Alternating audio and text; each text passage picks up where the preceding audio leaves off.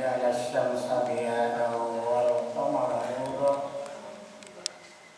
وقدره منازل لتعلموا عدد السنين والحساب أشهد أن لا إله إلا الله وحده لا شريك له وأشهد أن محمدا عبده ورسوله لا نبي بعده أما بعد قال الله تعالى في كتابه الكريم أعوذ بالله من الشيطان الرجيم بسم الله الرحمن الرحيم والعصر إن الإنسان لفي خسر إلا الذين آمنوا وعملوا الصالحات وتواصوا بالحق وتواصوا بالصبر صدق الله العظيم. Surat Al-Asr ayat 1 sampai dengan ayat 3. Memang hanya 3 ayat. Para bapak dan saudara yang saya hormati, para ibu yang saya muliakan, saya bedakan antara bapak dan saudara yang saya hormati, para ibu dan saudari yang saya muliakan. Lebih tinggi mana itu? Para ibu. Sebelum saya memberikan pengantar materi untuk saya,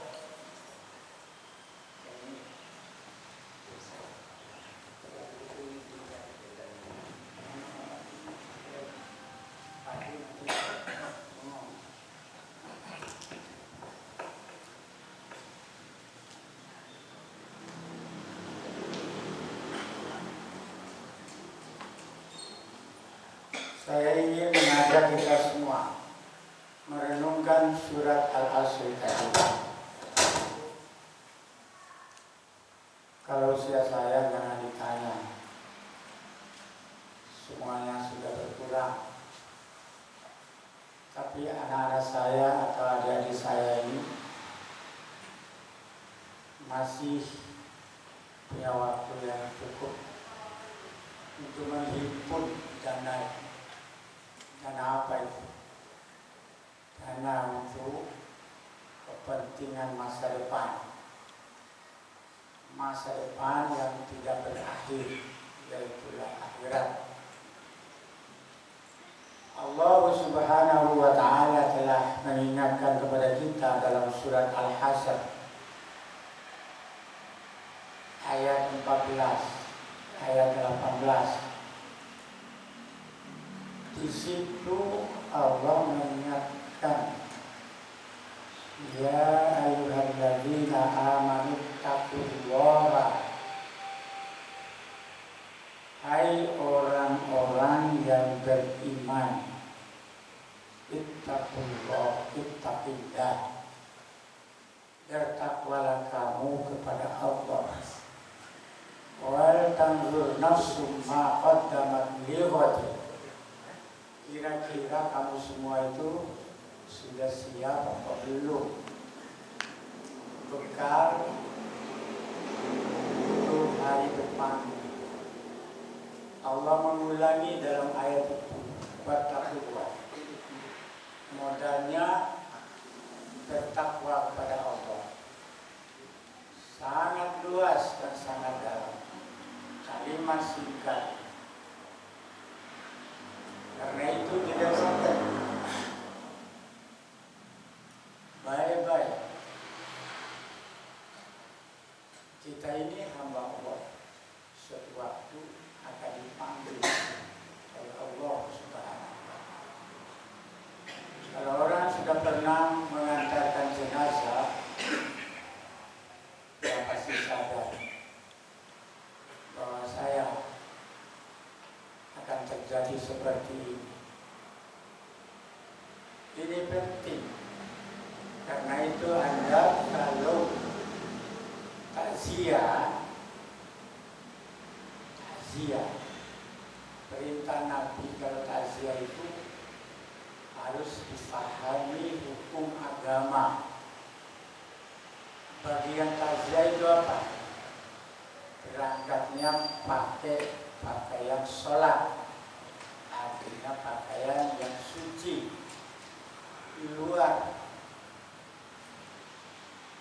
dan dalam, jangan pakai luarnya najis, di dalamnya nggak pernah dicuci. Itu kaitan dengan ibadah. Karena itu kalau kita berangkat untuk takziah berarti berangkat untuk sholat. Sholat apa itu? Sholat jenazah. Orang yang ngerti Islam itu sebetulnya kalau berangkat itu saja sudah siap untuk mengantarkan doa, menyampaikan doa kepada saudara-saudaranya yang meninggal. Bukan sekedar untuk mengantarkan menghibur keluarga. Karena itu perlu difahami. Sholat. Berarti pakaian harus suci. Berarti kaitan dengan kesucian ini adalah berbicara tentang toharoh. Nanti saya belum masuk ke situ. Cara berbicara tentang kesucian untuk menghadap Allah Subhanahu wa Ta'ala.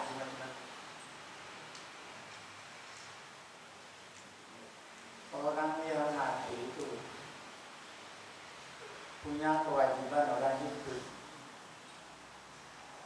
Kewajiban orang hidup terhadap orang mati apa?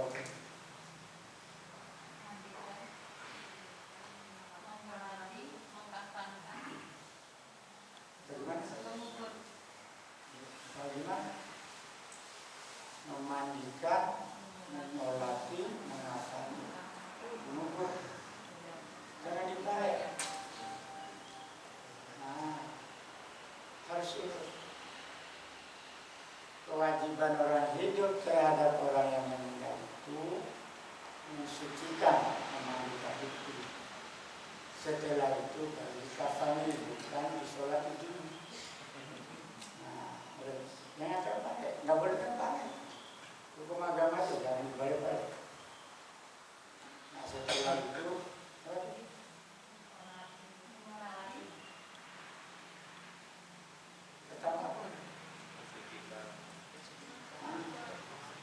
mahasiswa saya dari ilmu barangkali tahu yang pernah ikut kuliah saya di Jakarta kemarin. Ya. Jadi tidak boleh bolak-balik. Bab urutan dalam Islam itu sudah diatur.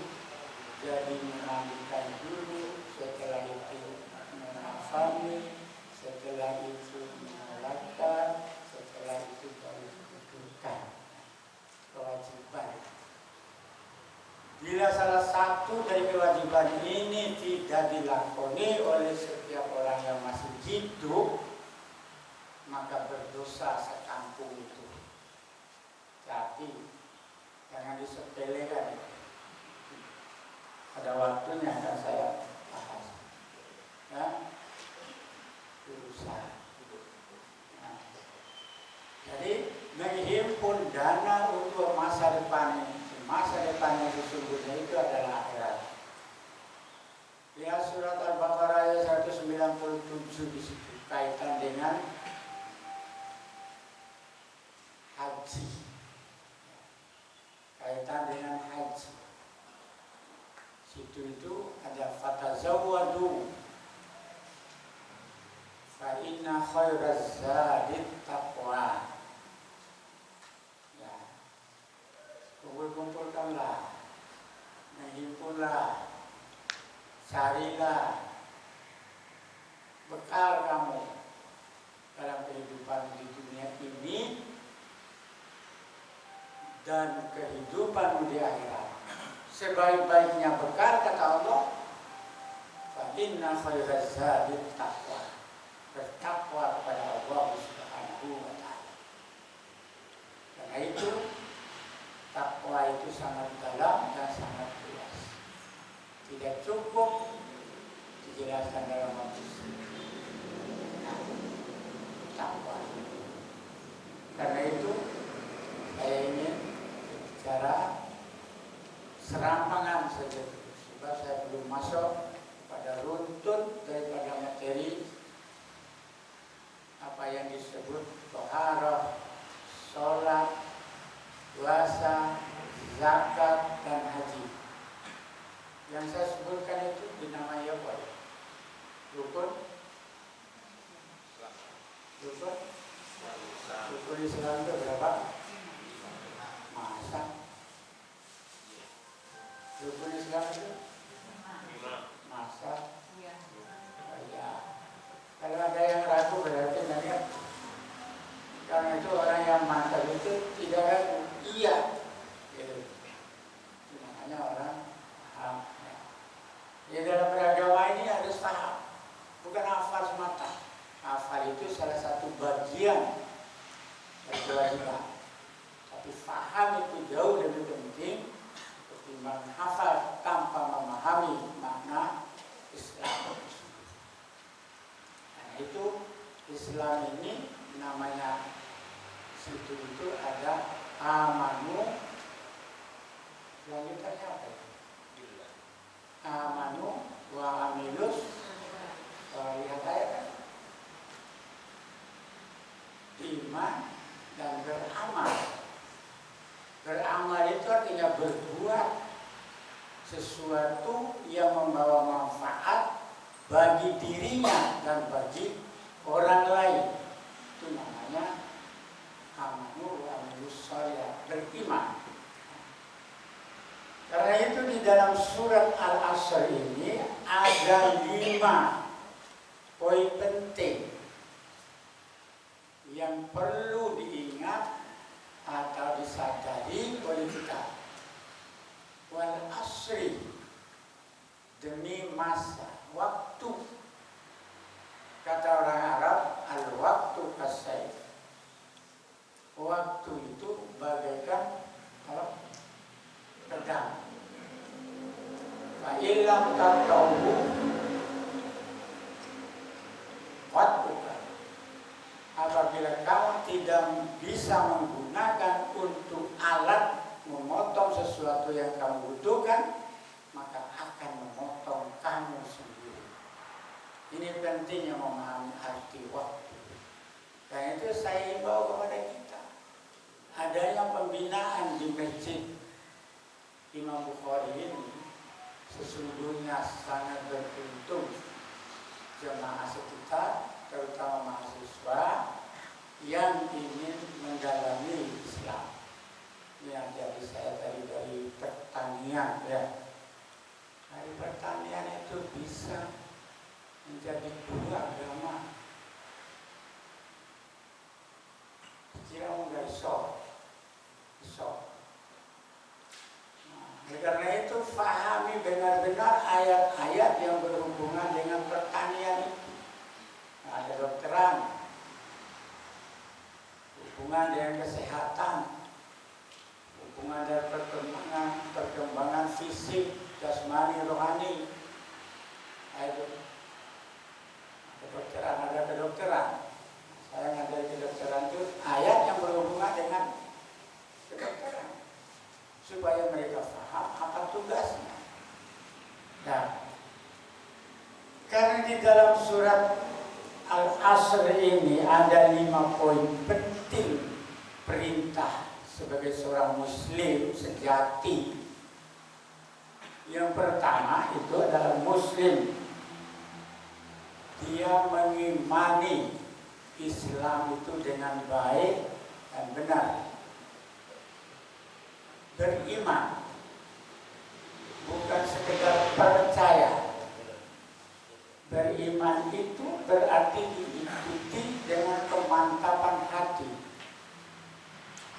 Rukun iman itu berapa? 6 apa 5?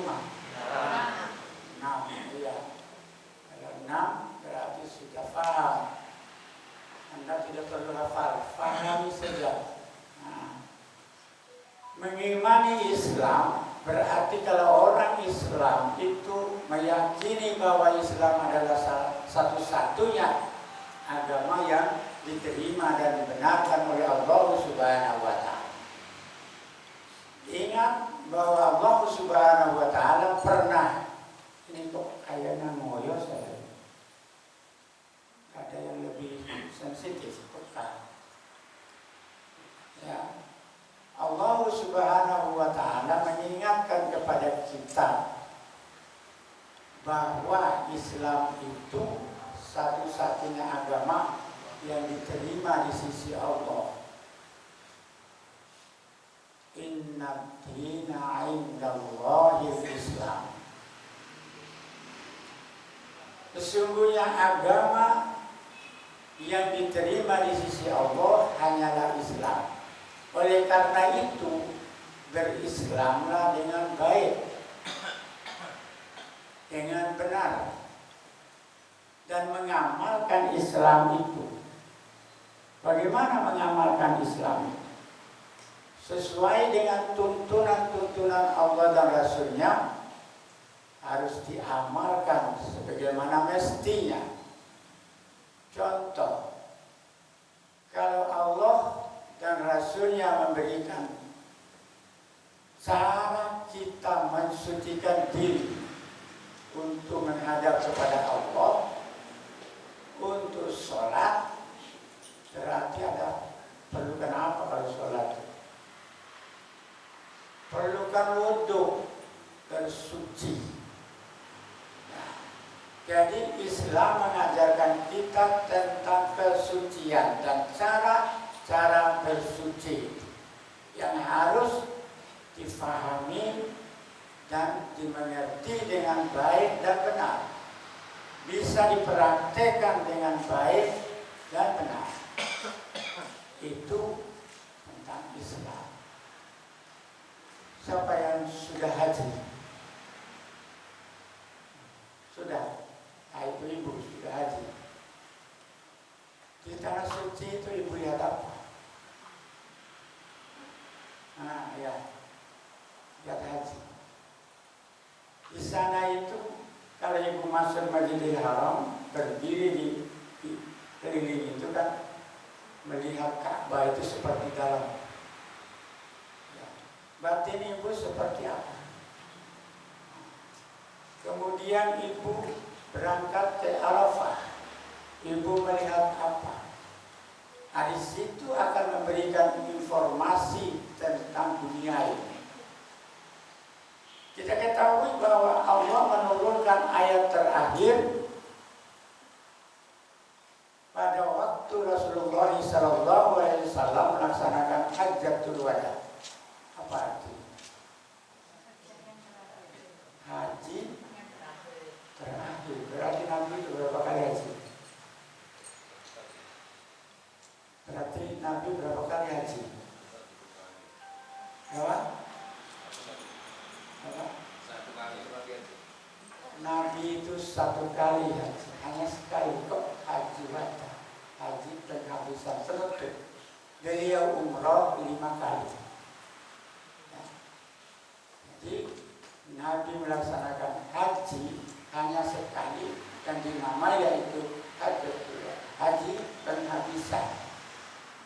Allah turunkan ayat peringatan kepada kita tentang suatu nikmat karunia yang sangat besar, nikmat Allah Subhanahu wa Ta'ala. Apa itu nikmat yang diturunkan Allah?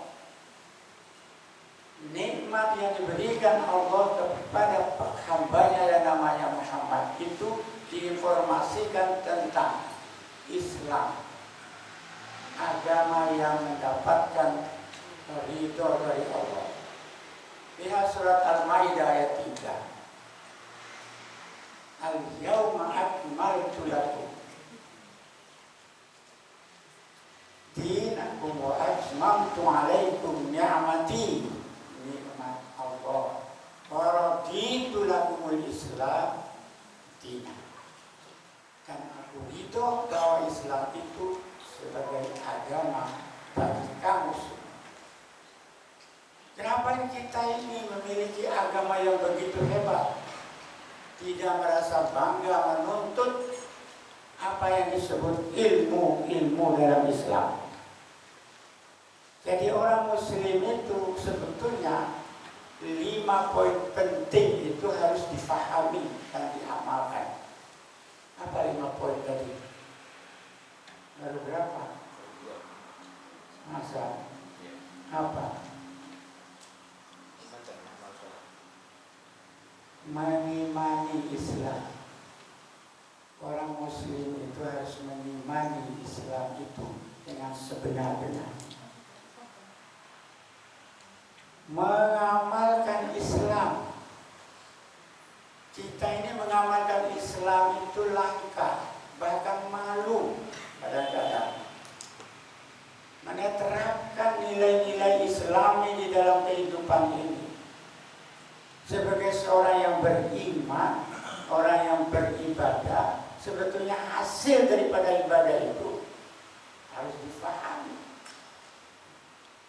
Islam itu sebetulnya tidak banyak. Ajarannya hanya 3 poin penting. 3 poin penting. Apa 3 poin itu? Akidahnya, syariatnya, dan akhlaknya. Kalau akidahnya kita sebagai seorang Muslim itu mantap, tidak ada yang berat mencari tambahan ilmu agama. Bahkan semakin mendengarkan semakin banyak yang diperoleh, semakin terasa butuh dan lapar. Itu tandanya orang yang sudah mencintai ilmu. Bukan baru kali 1 kali dengar, saya sudah dengar, kemarin itu orangnya gitu. Kalau ditanya apa isinya, pokoknya ngalah gitu. Maka itu ya nggak ada apa-apa. Ya. Mengamalkan Islam ini yang perlu ditonton, terutama adik-adik saya, mahasiswa. Saya ini dosen. Ya. Saya dosen UIN Surabaya. Mahasiswa saya itu pada umumnya dosen itu kalau sudah keluar kelas, saya nggak tahu saya. Sudah keluar kelas itu bukan dosennya lagi. Kalau jalan tidak diminggirin, ditabrak. Apakah itu ajaran Islam? Dipertanyakan. Ini UIN. Dulu ya itu. Saya akan merasa, oh saya ini orang dalam. Ya. Saya betul.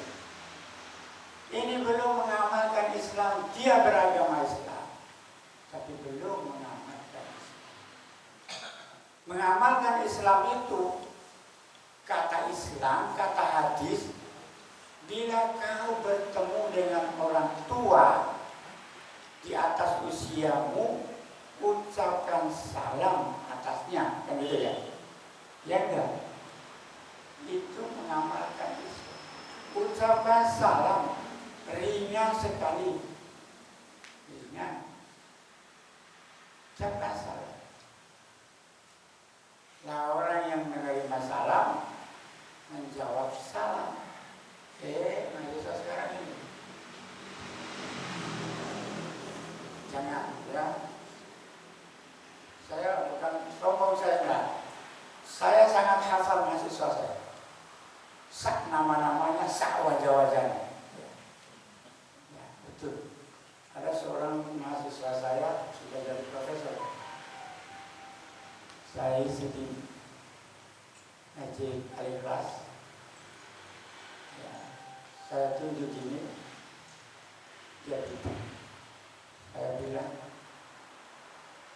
namanya nggak perlu saya sebut, bukan lupa. Saya kan satu kali. Oh ya, saya pernah ngaji ajar Bapak tahun 89. Ya. Saya hafal namanya. Dia kamu rata-rata 3. Ya, saya hafal. Sudah profesor. Karena dia mantan murid saya, mahasiswa saya, Saya suruh praktek. Praktek apa itu? Praktek sholat, cara sholat dari sholat duduk. Coba cara sholat duduk itu seperti apa? Karena Anda itu mantan ibu saya, jangan berat loh, malu sama guru. Nah, ya. Setelah itu saya suruh praktek imam masjid, praktek sholat duduk. Dua-duanya suruh tetap duduk pada tempat. Setelah selesai dua-duanya, saya tanya jemaah, karena saya sudah membina dulu, mana yang paling benar? Yang kedua, kok yang kedua, yang pertama enggak sesuai Pak, masa? Lalu saya tanya, dia ini ke bapak ini singa mau begini, kok lali ya? Itulah Islam. Jadi butuh selalu dan selalu diamalkan dalam segala aspek kehidupan ini, selalulah memegang teguh mengamalkan Islam. Adik-adik saya, sama mahasiswa, jangan sudah mahasiswa lupa, ya, Islam. Ketiga, Muslim itu harus mengilmui ilmu Islam, memiliki ilmu, pelajari ilmu, perintah. Ada orang Arab mengatakan ta'allam, belajarlah. Laisal mar'u yuladu 'aliman wa laisa ilm kaman huwa jahil. Belajarlah kamu, jangan terkabur, jangan sekali tapi diulang-ulang, jangan satu bidang tapi semua bidang. Kamu harus berusaha, sebab kamu tidak dilahirkan dalam keadaan berilmu, melainkan kamu lahir dalam keadaan tidak tahu apa-apa. Itulah sebabnya ayat ini, kata Al-Imam Al-Ghazali, sekiranya Allah tidak menurunkan seluruh Al-Quran itu, sudah cukuplah bagi orang Muslim mengamalkan, mempraktekkan ajaran yang ada dalam surat Al-Asr. Dan kewajibanmu sekarang nomor 4. Kewajibanmu apa? Mendakwahkan Islam. Islam itu agama dakwah. Jangan dipaksa orang.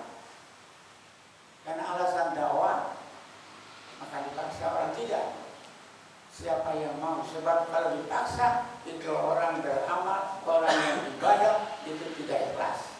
Sementara ibadah itu harus sebab syarat diterima atau ditolaknya ibadah itu sangat tergantung pada dua syarat.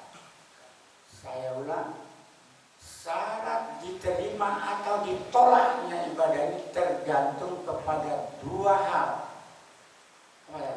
Kira-kira dua hal itu yang sangat tergantung. Yang pertama ini, niat itu tempatnya di mana? Karena itu kalian berangkat dari rumah, kalau niatmu mencari ridho Allah, dapat. Ini mana dari panti? Ini dari panti semua? Tidak ada. Ini Pak Usmani, anak-anak panti diundang, ya? Belum ya. Saya beritahu Pak Usmani, saya marahin pengurus-pengurus kalau teman-teman. Ya betul, mau balik itu kalau memang diperlukan senenya ya. Sebab apa? Mereka itu punya tugas. Ya. Jadi mendakwakan Islam. Dakwah itu menyampaikan dengan bijak. Ya.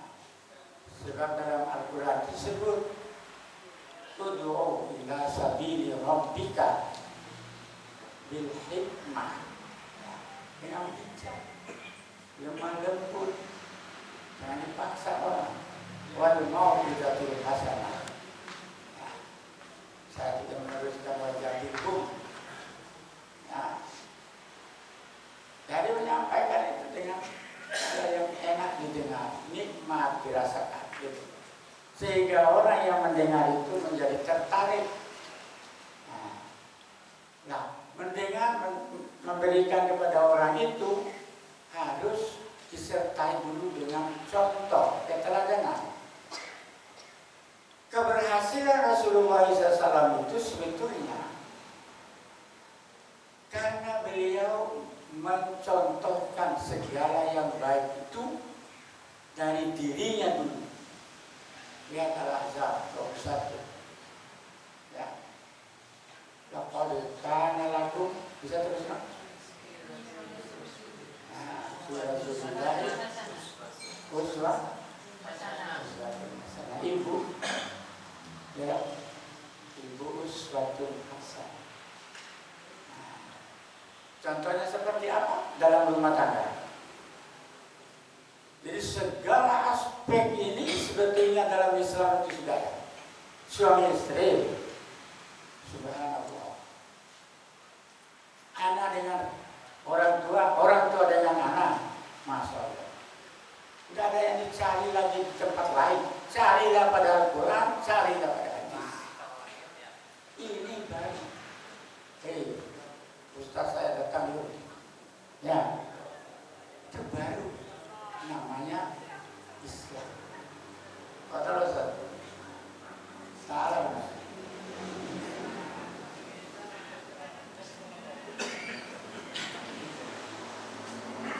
Ya, yang terakhir yang berapa?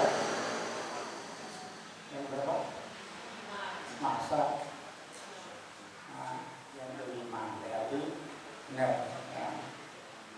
Sabar dalam berislam, ya. Beragama ini butuh sabar. Makanya di dalam ibadah sholat itu yang ada ayat yang berhubungan dengan itu. Orang yang sholat itu surat apa itu? Al-Baqarah ayat 45. Wasta'inu bis-sabri.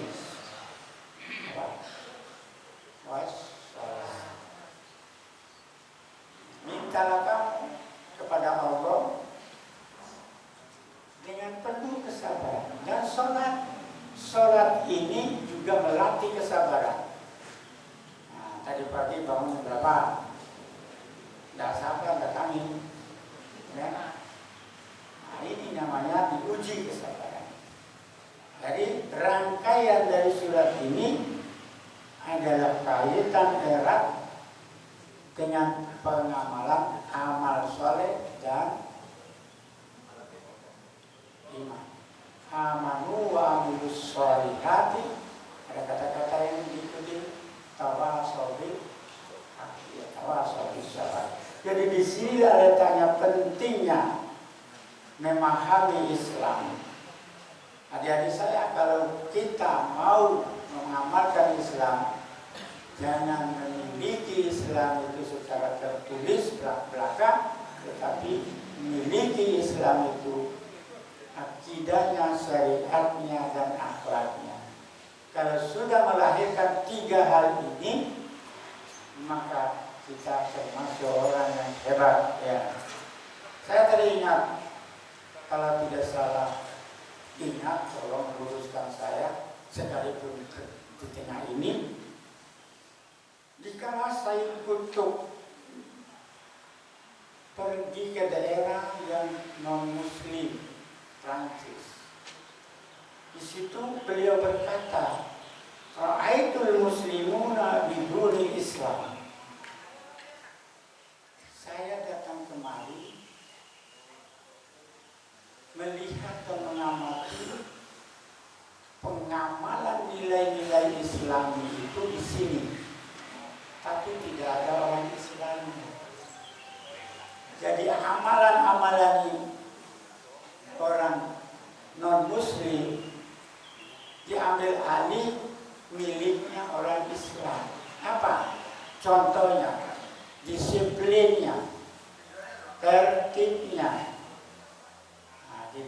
kita. Ya kita coba kalau kita keluar daerah lain, ya seperti kalau ibu bapak yang pergi haji, coba lihat yang antre itu. Saya lihat orang-orang kulit hitam itu sangat tertib. Ya, kulitnya hitam, hatinya putih. Nah, saya ambil cerita. Dikala antre mau ke kamar kecil, orang pakai seragam Indonesia itu pakaian haji datang dari jauh sama dor pintu, ya, pintu kamar mandi itu. Dia bilang bahasa Indonesia lagi, cepat. Padahal orang metro yang besar tinggi itu duluan di pintu. Akhirnya orang setelah selesai yang dalam keluar, orang kulit hitam itu langsung mengatakan, angkat tangannya dua begini, silakan. Kita dari jauh sudah lari. Itu kurang terhitung. Ini namanya kurang disiplin. Makanya disiplin Islam itu kadang diambil alih, kadang saya tidak menyatakan kadang diambil alih oleh orang non Muslim. Ya, jika beliau Said Qutb itu pergi kembali ke Mesir, beliau berkata lain lagi, Ra'aitul Islam bidunil Muslim. Aku melihat sini ini orang Islam mayoritas, bahkan agama lain, ya. Tapi amalan Islam kurang. Sinilah pentingnya anak-anak saya, adik-adik saya mengamalkan Islam itu dengan baik dan benar. Tawasau bil haq, tawasau bis sabr. Jadi saya belum masuk pada kaitan dengan apa yang diharap oleh pengurus apa ini? Yang mengadakan cabang ya, cabang apa nanti? Cabang, mau cabang sebenarnya? Cabangnya terlalu kecil. Cabang itu mestinya di masjid ini tidak muat. Ya. Bersamaan. Jangan sama-sama. Saya harap ini bagus mana supaya mengadakan itu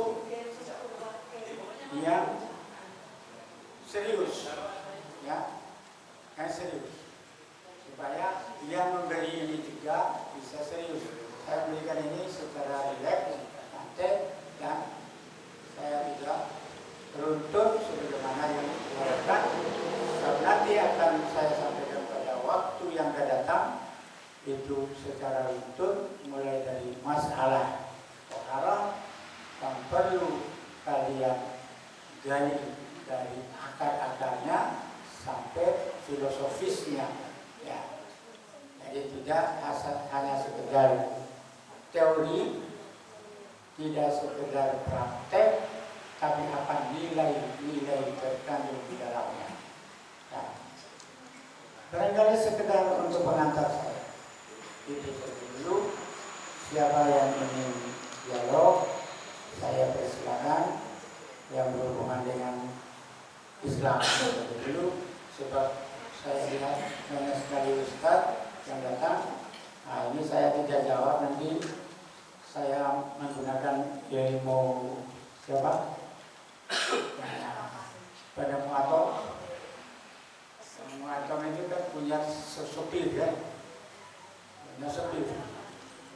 Jika dia pidato, katanya sopirnya enak sampai apa? Kalau gitu saja saya bisa. Ya. Betul. Akhirnya sudah jas saya sampai pakai, saya duduk di mobil. Ya. Anda masuk ceramah, persis ceramahnya Einstein. Akhirnya tepuk tangan, ya. Selesai, dia lupa, supir itu lupa bahwa setelah selesai itu ada ruang tanya jawab. Nah, itu makanya jangan keminter. Setelah selesai ada ruang tanya jawab. Dulu jar itu ada profesor-profesor, guru besar semua. Tanya tentang apa? Tentang apa? Tanya ahli dalam tanda apa kata si supir yang pidato itu. Sepele, nggak saya jawab. Supir saya bisa. Supir saya itu bisa. Saya tidak usah mencari dari soal. Begitulah kira-kira. Nah, perlu disadari itu bahwa kita semua adalah sama. Ya, ada pertanyaan di belakang. Namanya saya. Oh ya, Haryoto. Yang pernah ikut di oke, majulannya ya.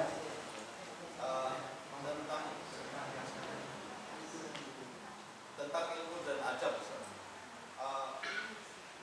di kebanyakan kita antara memposisikan antara ilmu dan adab itu ada kesalahkaprahan. Padahal yang kita tahu itu adab itu adalah yang lebih utama dari ilmu. Islam itu adalah akhlak. Namun pada kenyataannya esensi tentang adab itu tidak dikedepankan. Menurut saya termasuk pada para kiai kita, alim ulama kita yang disampaikan lebih cenderung kepada dominansinya pada ilmu, tidak kepada adab. Nah, saatnya sebenarnya fundamentalis tentang pemikiran itu, adab itu harusnya pola pikirnya di depan dibandingkan diutamakan, diprioritaskan. Nah ini saya kira butuh dievaluasi dan dikritisi pola pikir tentang ini. Di pengajian-pengajian, di kajian-kajian seringkali kita mendapatkan ilmu saja tanpa mengedepankan adab. Semacam doktrin. Itu pertanyaan saya, kenapa Ustaz? Ada sebuah kesalahkaprahan dalam kita mendudukkan pembinaan umat itu tentang hal ini. Terima kasih. Ya. Sebetulnya tadi sudah saya sampaikan 3 hal penting dalam kacamata Islam. Ya, apa tadi? Akidah syariah. Akidahnya, syariahnya, akhlak. Berhubungnya itu pada akhlak. Ya, akidah itu tiangnya. Akidah, pegangan yang harus dipegang. Kalau orang sudah akidahnya sudah mantap, keyakinannya sudah yakin, maka itulah akan nanti kaitannya dengan pelaksanaan ibadah itu cenderung kepada masalah-masalah yang sufiah. Ya. Artinya nilai-nilai tasawufnya di situ akan mendalam. Maknanya jika dia melaksanakan ibadah sholat, maka di situ akan hadir apa yang disebut Allah. Saat hadirnya Allah itulah sebenarnya dia sudah berbicara dengan Allah. Makanya di dalam hadis itu disebut anta'budallaha ka'annaka tarahu fa illam takun tarahu fa innahu yaraka. Jadi kalau orang yang sudah beribadah berdasarkan keyakinan yang mantap, dia kalau sudah baca takbiratul ihram nanti baru jawab dia. Nah, setelah itu dia menghayati nilai-nilai yang terkandung di dalam apa yang dia baca. Membaca Allahu Akbar berarti dirinya adalah tidak punya arti apa-apa di sisi Allah. Saking miskinnya, dan seterusnya, saking kecilnya. Maka yang maha besar adalah Allah. Itulah kalau kita lihat orang-orang yang sholatnya seperti orang-orang yang sufi itu, orang-orang sudah mendalam nilai-nilai spiritualitasnya di dalam ibadah, itu kadang gemetar, kadang-kadang air matanya keluar dikala dia yang sholat. Itu akan membawa apa hasil? Itulah sholat yang akan membawa nilai akhlak itu tadi, kaitannya dengan adab sopan santun. Ya, jadi kalau akhlak itu sebetulnya buah daripada semua yang kita lakukan dalam nilai ibadah. Ya, maka orang yang ibadahnya benar, baik, maka lihat surat Al-Ankabut ayat 45 akan melahirkan seperti itu. Ya, di situ sudah ada Allah Subhanahu wa Ta'ala memberikan apa kata Allah.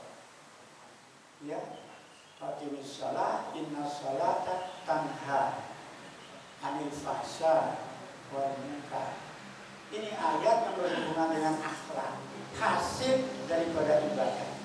Kalau sholatnya hanya serampangan, begitu takbir ihram tidak ada lagi hubungan dengan Allah, tetapi hubungannya dengan yang lain, berarti itu tidak punya pengaruh. Maka sebetulnya tidak bisa dilepas dari tiga ini. Jadi orang yang memberikan uraian, termasuk apa yang Anda sebutkan dia ini, ya, saya akan bukan dia. Jadi sebetulnya tiga rangkaian ini selalu bergandengan. Cuma yang paling menonjol, paling dalam yang digali, ya, dihayati, diberikan selentihan yang sangat tajam itu yang mana? Jadi tidak sama antara satu sama lain, tapi penghayatan nilai-nilai spiritualitas dikala kita beribadah itu akan membawa dampak kepada akhlak atau moral atau etika. Nah, kita ini kan sholat, katanya sih sholat, tetapi tidak sholat. Nah, ini kadang-kadang kan kita tersinggung kalau orang mengatakan sholat tapi tidak sholat. Nah, karena itu saya setuju dengan apa yang sampai sampaikan itu. Yang menggali itu adalah nilai-nilai spiritualitas, ya, memberikan kepada orang, menyadarkan. Sebab ilmu itu sebetulnya bukan urusan jasmani. Sasaran ilmu itu adalah kalbu hati. Karena itu dia tidak bisa dibaksakan. Harus dimasukkan suntikan yang sifatnya rohaniah. Nah, maka kalau kita memberikannya itu adalah untuk menyentuh rohaninya, maka insya Allah akan bisa masuk. Ya. Nah, kemudian apa yang dimauin? Boleh ditambah?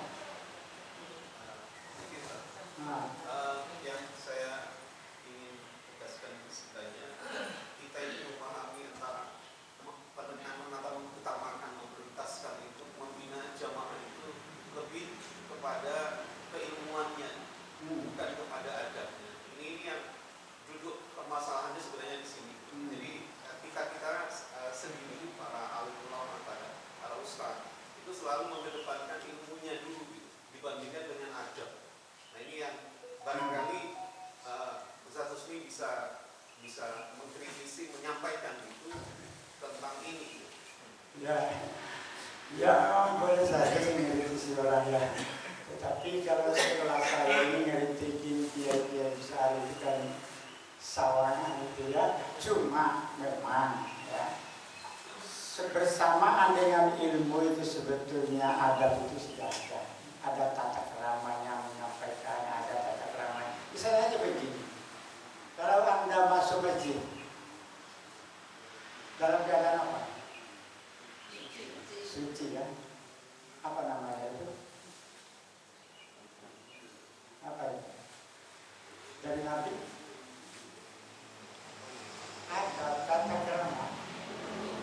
Nah, itu sudah masuk sebetulnya. Jadi beliau-beliau itu tidak bisa disalahkan. Kesalahannya itu ada pada kita bagaimana mengamalkan ilmu ini.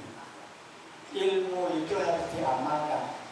Al-ilmu saja tidak sama. Ilmu itu ada tapi tidak diamalkan, itu sia-sia. Sama dengan seperti pohon yang tidak berbuah. Karena itu memang contoh-contoh dulu Nabi itu memberikan contoh bagaimana kalau datang ketemu orang tua ucapkan salam, kan gitu ya. Itu adab, sopan santun, akhlak. Sebetulnya akhlak itu lebih tinggi dari segalanya itu. Makanya saya dulu diminta untuk konsep materi untuk adab di sekolah dasar dan SMP dalam konsep kaitannya dengan kurikulum. Ya itu sebetulnya sudah ada payungnya di akhlak itu. Akhlak itu kan kalau dijabarkan itu kan luas sekali. Karena itu justru lebih tinggi nilainya. Karena itu akhlak, moral itu semuanya pada itu kan gerakan-gerakan yang kita lakukan itu kan tanpa sadar kalau akhlak lain dengan sopan santun. Sopan santun kan?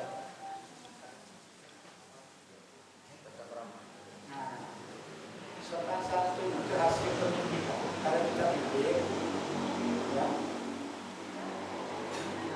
masuk rumah orang atau masuk majelis, caranya sebagai orang yang sopan santun, pikirkan jalannya bagaimana, tangannya seperti apa, bukunya seperti apa, itu sopan santun. Melalui proses pemikiran. Kalau akhlak itu tidak butuh itu, dia spontanitas semua. Itu orang yang berakhlak, ya.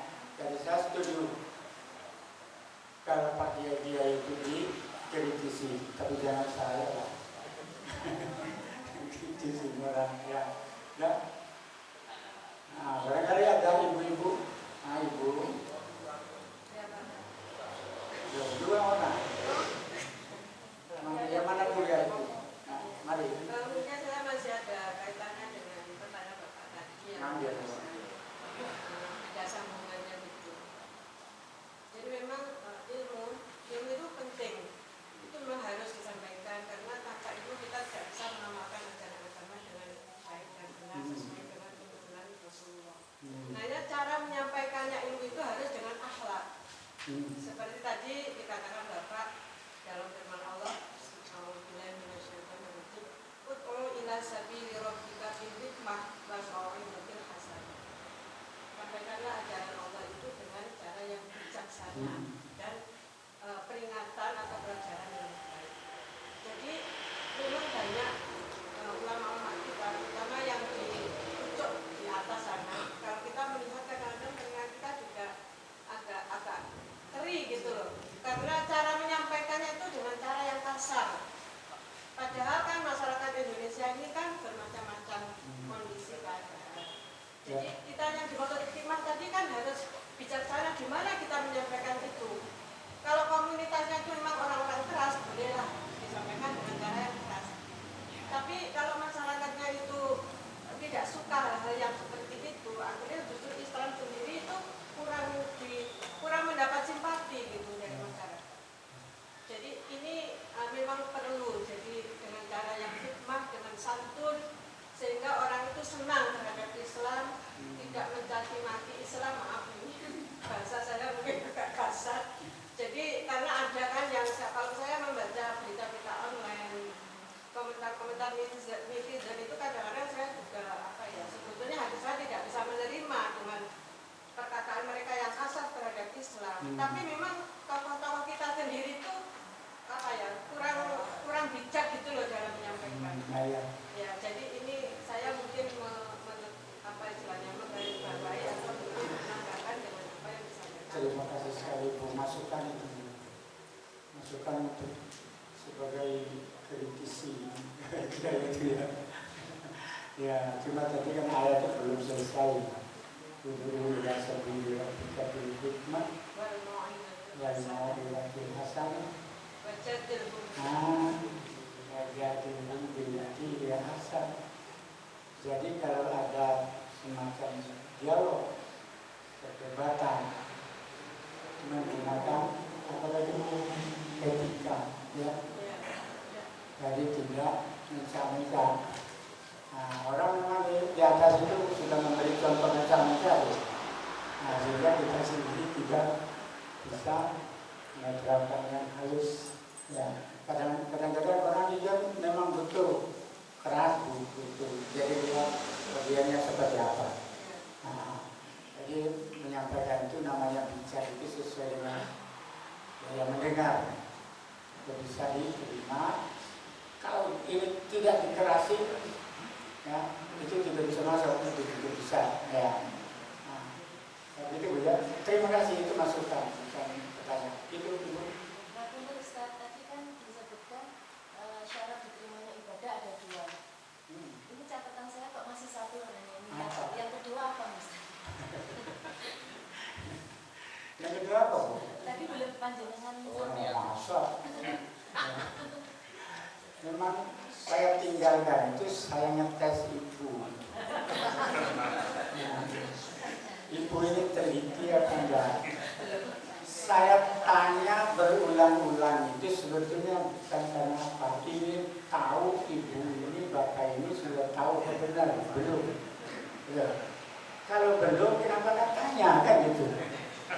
Nah, syarat pertama tadi apa? Niatnya, hatinya seperti apa? Ibu datang ke kemarin ini ibadah. Niatnya apa? Niatnya ibadah, kalau saya mulai sudah dapat pahala, itulah nilai yang diperoleh. Yang kedua apa tadi? Yang kedua sesuai dengan tuntunan ya syar'i. Harus sesuai, memenuhi syarat menurut ketentuan syar'i, seperti sholat misalnya. Sholat itu kan butuh syarat, butuh rukun, gitu. Jadi diringkas menjadi 2 itu. 2 itu diringkas, pertama niat, yang kedua sesuai dengan tuntunan syar'i. Tuntunan syar'inya mana? Seperti sholat. Tuntunan syar'inya seperti apa? Ya suci dulu, baru wudu. Kalau tidak wudu, ojo sholat, ya kan? Kalau sudah kentut, jangan imami sholat. Imam kentutan gimana? Ya. Jadi sesuai dengan tuntunan. Jadi kalau sudah sesuai dengan tuntunan syar'i, maka insya Allah ibadah itu akan. Cuma karena niat tadi itu adalah merupakan puncak, ya, ruhnya, jiwanya ibadah itu, disitulah pentingnya pembulatan niat. Kalau ibu datang kemari niatnya mencari ilmu itu, ya. Kan ilmu itu kan bisa didapat di mana saja. Ilmu itu lebih daripada yang lain. Ali bin Abi Thalib itu kan pernah ditanya tentang ilmu, ya. Ali, kau minta pangkat kedudukan apa? Saya ilmu.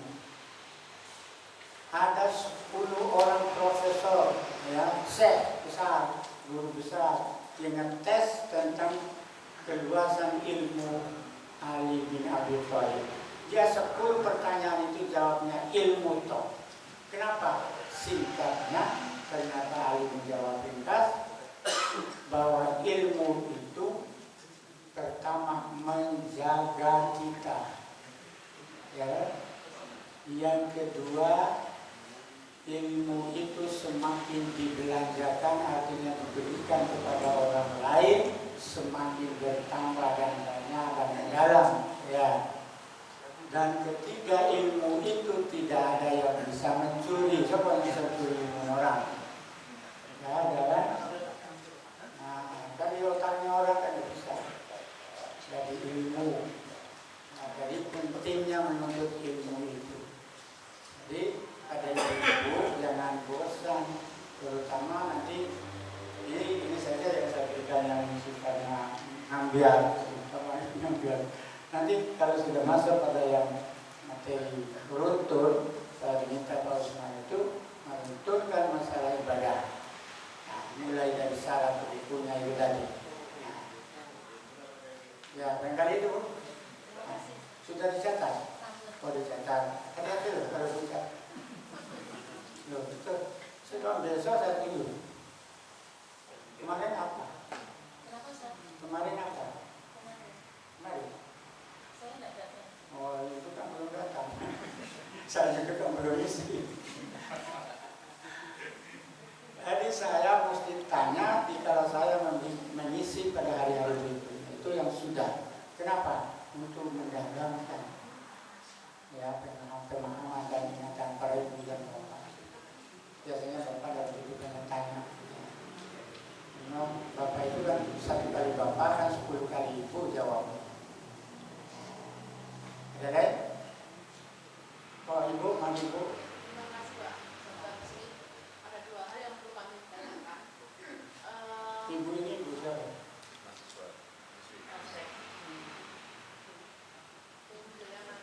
Oh ya. 2 hal yang perlu kami tanyakan. Yang pertama adalah terkait dengan beliau ketika memberikan materi bagus Bapak ya. Ketika memberikan materi bagus sekali Bapak. Dan ini saya mengutip dari teman-teman Bapak ya. Ketika beliau memberikan materi itu bagus, tapi ketika mempraktekkan kami khawatir Bapak, karena terkait dengan ayat kaf dua maktan dan seterusnya. Filosofi ya. Nah, hal yang kedua, bagaimana kita bisa mempraktekkan istiqomah sekecil apapun Bapak ya, dengan istiqomah yang terkait dengan sehari-hari Bapak. Terima kasih. Sudah. Ya. Ingin istiqomah bu. Istiqomah itu apa? Bergerak kita terus. Secara terus-menerus. Ini butuh latihan. Ya, yang pertama. Yang kedua butuh memaksakan diri. Ketiga butuh kesabaran. Tadi ada yang sabar. Tidak sabar bisa.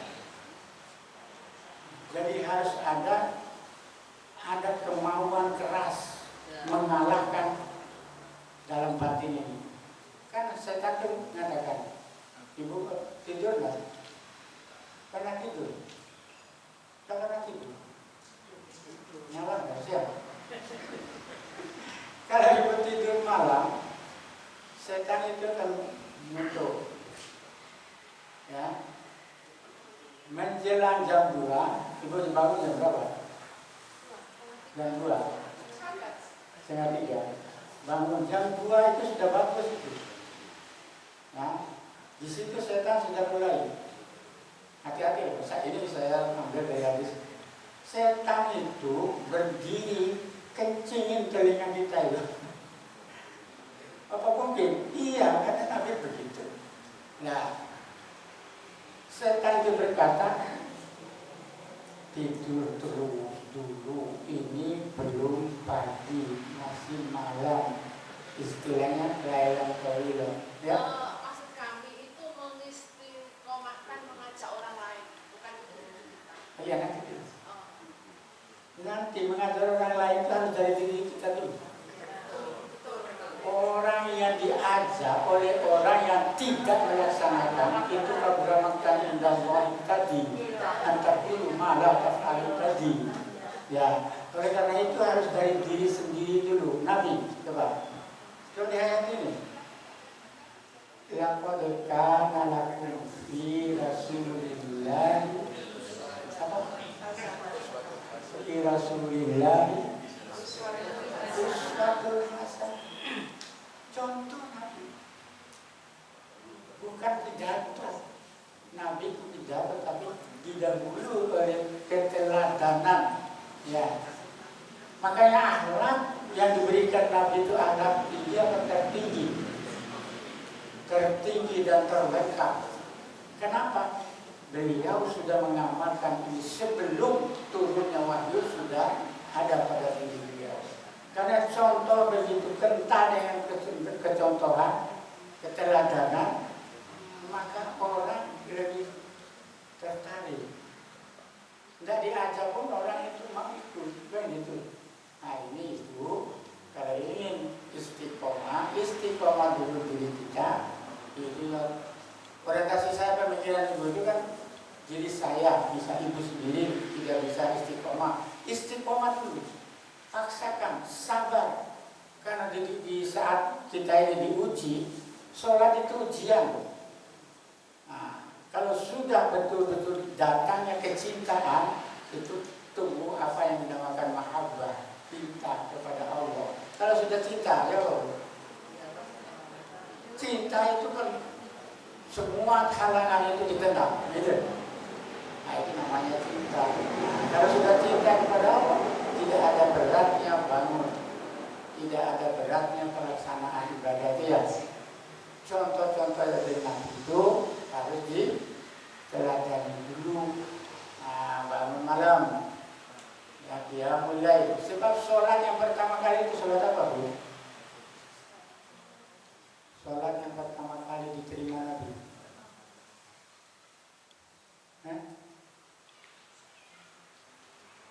Dia mulai, bukan sholat lima waktu.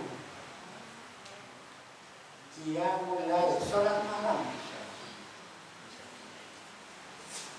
Itulah sebabnya turun surat Al-Muzammil itu. Ya, jadi dia mulai itu coba dirutinkan. Putrinya ibu, putranya ibu, dan kalau disuruh, ibu punya putra berapa? 1. Oh, masih 1, belum ada ujian gitu. Kalau ingin dapat ujian yang hebat, lulus di situ, punya putra berapa? 10. Nah, saya ini punya saudara 17 saudara kandung. 17 saudara kandung. Ayah 1, ibu 1. Hebat ayah saya. Lebih hebat lagi ibu saya. Loh, ini benar. Nah, ayah ibu saya punya putra putri 17. Terbesar ini, saya ini ada di Malang sama di Duren sana. Ya, kemudian di Surabaya, Palangkaraya 3, Santi, terbesar ya. Tapi enak, Jakarta. Enak-enaknya apa? Kemana-mana nggak usah bawa-bawa. Ya. Kalau saya turun dari Sepur, aku ini berada di Sepur, tunggu di masjid stasiun, di stasiun kereta ini. Kalau kamu nggak jemput saya, ya naik apa saya mau balik. Sepur. Jadi enak. Balik di Samoni. Kan enak. Orang sekarang ini enggak. Apa ini? 2 anak cukup. Itu ajaran apa itu? Itu bukan ajaran Islam, 2 anak cukup itu. Saya keberatan. Ya, kalau bapak ibu pergi ke Bojonegoro, lewat jalan itu di kiri kanan pintu pagar itu. Nah, ini 2 anak cukup. Saya bilang ini keliru, ini manusia manut Islam benar. Akhirnya apa? Orang Cina yang banyak itu menceret anaknya, saking banyaknya. Tapi tidak dibawa bapaknya. Akhirnya apa? Dikuasai Cina. Kata apa? Nah, jadi Bu, jadi dalam mendidik beri contoh anak itu. Anak di dalam rumah itu. Anak di dalam rumah. Jangan pernah marah-marahin anak. Ibu senang marah kan? Jangan marah, anak itu dididik. Ya, saya itu selektif gini aja anak saya. Gini aja enggak? Ya, hanya pandangan saya itu punya arti. Hanya pandang, kalau waktu sholat saya lihat saja. Manut. Tapi kita jangan ada sholat. Bisa lihat? Ada lain. Sudah selesai. Waktunya ini sudah. Kalau sekarang ini kan entah mana perginya. Ada sih. Ya, Mas Man. Saya harap pertamanya jemaah ini diundang setiap Ahad pagi itu supaya kaya dengan pengetahuan. Ya, pengetahuan itu pesan saya kepada ibu, ya, jangan dilihat materi apa yang disampaikan, materi yang belum atau yang sudah, itu jangan bilang oh itu sudah. Nanti dulu semakin sering didengar itu semakin kuat ingatan para ibu dan bapak di dalam menghayati dan mengamalkan Islam itu. Ya, barangkali sementara ini saja dulu yang dapat kita sampaikan secara tidak sistematis karena memang di luar begitu sebagai pengantar